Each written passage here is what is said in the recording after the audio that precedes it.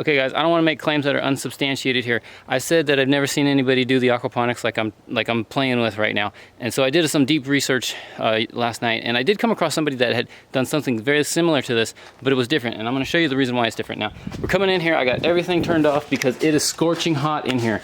So otherwise you can't hear nothing. But what we've got going on here, I did a lot of work in here today. I got a lot of things situated, plants moved. But the thing is this is what I'm trying to get away from. And this is what I saw in the other video they were doing. But I'm doing string, running string all the way up to the ceiling and then twining it, intermingling it with the twine. And this is what I was trying to get away from here. And the other video I saw where they were doing it similar to this was basically putting these big plants, stringing them up, but putting these big plants inside these little neti pot holes. And the problem with that is when you go to pull the plant, if it's a big plant like a tomato and you let it get full size, or even this ground cherry here, these roots just get too big for the hole. And what happens is you basically they get trapped in there. So upon pulling this out, I actually broke this piece right here. And that is the whole reason why I'm trying to get away from using the styrofoam as a cover plate on this pool, and instead using it so that it's string up, and then I've got these pieces here that you can move around and we can access what's underneath.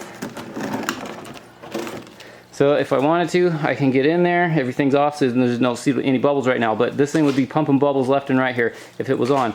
And it gives me access so that I can get in here and I can get to the roots, and I can twirl the roots so that I keep them confined and in their own spot so these plants don't intermingle. But anyway, this is really coming together. I've got a lot going on in here. I know it seems like a lot of wasted space, and to a degree there is, but there's a lot of experimentation right now happening here. And I don't know how this stuff is gonna go. I gotta give myself, to a degree, I can't be too critical on myself because a lot of these plants are past their prime and I'm just looking for a place to put them. So a lot of them have been root bound and they're done for.